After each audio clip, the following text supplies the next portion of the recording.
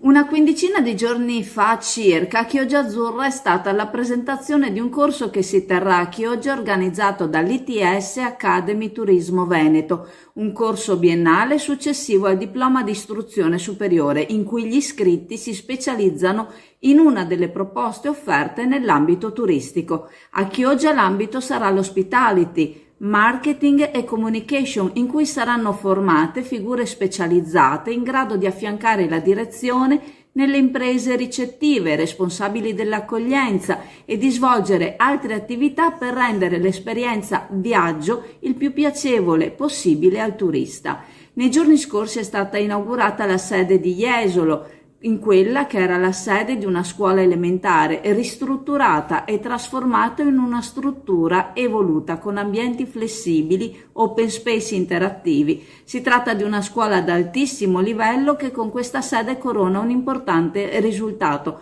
una scuola che ha contributi regionali. D'altronde, l'eccellenza dell'offerta alberghiera non è legata a un unico fattore, ma a tre pilastri, come ha ricordato il presidente di Federalberghi, Giuliano Boscolo Cegion, alla presentazione del corso. La struttura alberghiera è il primo, il territorio è il secondo, il personale è il terzo pilastro. Va da sé che una preparazione non lasciata al caso, ma di alta specializzazione non può che essere un valore aggiunto per la struttura e di conseguenza per il turista. Non sappiamo se ci siano ancora posti disponibili per il corso che si terrà a Chioggia, a un passo da casa per i chioggiotti, ma per chi volesse anche osare e volersi specializzare in altri ambiti all'interno del settore turismo, può anche spulciare nelle altre sedi. Il turismo è uno dei fattori trainanti per la nostra località a livello economico. Specializzarsi in quest'ambito non può che offrire sbocchi lavorativi